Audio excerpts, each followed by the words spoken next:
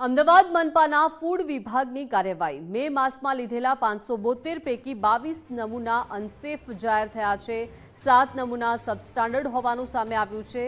7 એકમો અનહાઇજીન હોવાથી સીલ કરવામાં આવ્યા છે। પાણીપુરીની 184 લારી પરથી સેમ્પલ લેવાયા હતા।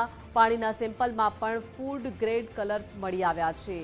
સ્ટ્રીટ વેન્ડરના હાઇજીનને લઈ 3500 QR કોડ લગાવાયા।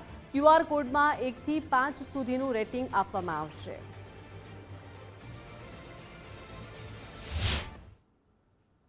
મે માસમાં ફૂડ વિભાગ દ્વારા 572 જેટલા નમૂના લેવામાં આવે છે, જેમાં દૂધ અને દૂધની પ્રોડક્ટો, આઈસ ગોળા, કેરીનો રસ, મસાલા વગેરેનો સમાવેશ થાય છે। ચાલુ માસ દરમિયાન જે સેમ્પલોના પરિણામ આવે છે તે પૈકી 22 નમૂનાઓ અનસેફ કે સબસ્ટાન્ડર્ડ મળેલ હતા। જે અનસેફ નમૂનાઓ મળેલા હતા તેવા 7 નમૂના હતા અને સબસ્ટાન્ડર્ડવાળા 15 નમૂના હતા। આ તમામ યુનિટો સામે જે અનસેફ નમૂના હોય છે તેની સામે FSI એક્ટ અંતર્ગત કોર્ટમાં કેસ દાખલ કરવામાં આવશે અને જે સબસ્ટાન્ડર્ડ નમૂના છે તેને એડજ્યુડિકેટિંગ ઓફિસર સમક્ષ કેસ દાખલ કરવામાં આવશે। ચાલુ માસમાં જે વહીવટી ચાર્જ પેટે 5,35,000 રૂપિયાનો દંડ અલગ અલગ યુનિટ પાસેથી વસૂલ કરવામાં આવેલો છે।